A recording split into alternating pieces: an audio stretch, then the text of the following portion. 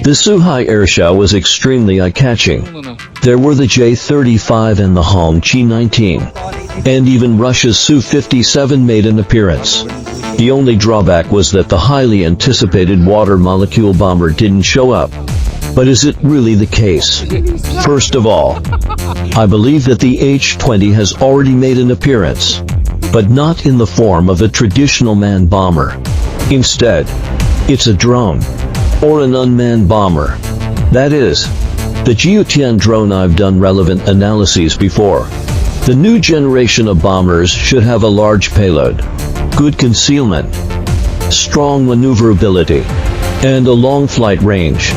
I even directly came to the conclusion that there's a high probability that it's a drone, judging from the on-site airshow. The 8 mounting points of the Jiutian drone are already quite astonishing. Who could have thought that it also has a drone nest? It's said that it can carry hundreds of small drones.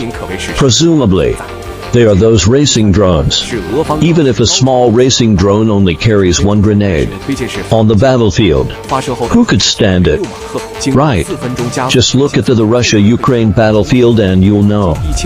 What's even more outrageous is that the Jiutian drone not only blatantly shows its fear of insufficient firepower, but can also be equipped with electronic countermeasure pods and can conduct electronic warfare independently.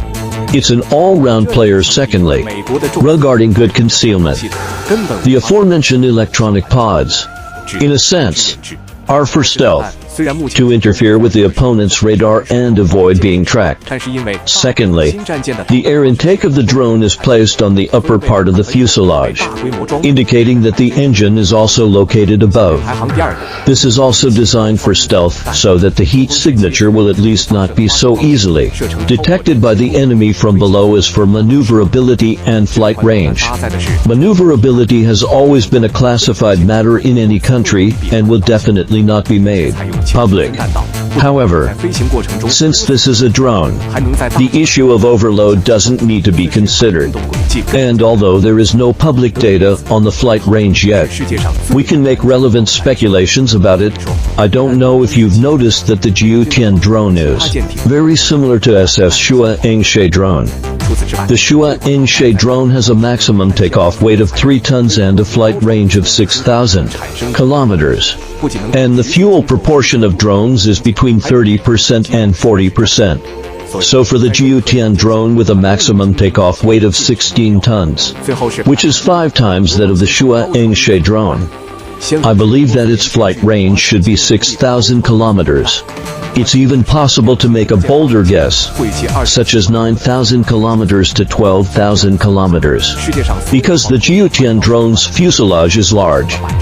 The proportion of the fuselage's redundant space that can be used for the fuel tank will naturally be larger, which is more logical.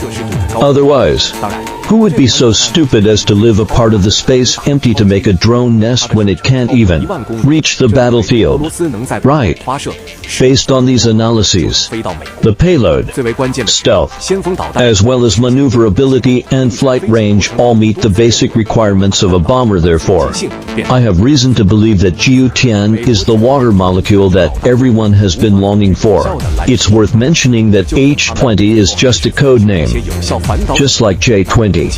The name of J-20 is well long, and in my opinion, Jiutian might be the name of H-20.